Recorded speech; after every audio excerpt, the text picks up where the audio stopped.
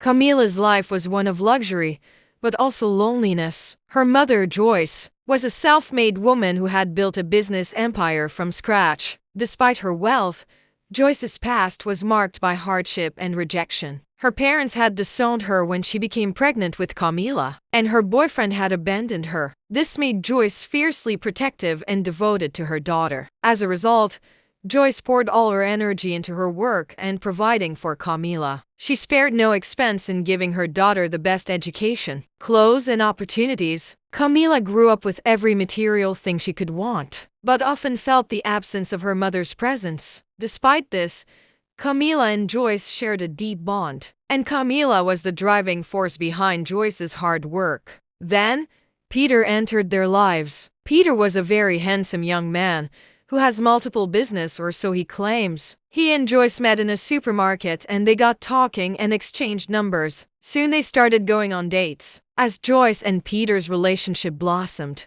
Camila began to notice the changes in her mother's behavior. Joyce seemed happier and more relaxed than she had in years, but Camila couldn't shake off the feeling that she was being pushed aside. Peter would often accompany Joyce to events and gatherings, and Camila would see her mother laughing and smiling with him in a way she hadn't seen in a long time. Camila's instincts told her to be cautious, but she couldn't deny the charm and charisma that Peter exuded. As she got to know him better, she started to wonder if he was genuinely interested in her mother's well-being or if he had ulterior motives. Meanwhile, Joyce was so swept up in the romance that she seemed to be overlooking potential red flags. As time went by, Peter started asking for money to do this, or that making excuses why he can't pay with his own money. He started buying expensive things for himself with Joyce's card. Camila tried to warn her mother, but she was so much in love and didn't listen. But one day when Joyce has gone for a business trip, something strange happened. While Joyce was away, Peter's true nature began to reveal itself more clearly to Camila. One day,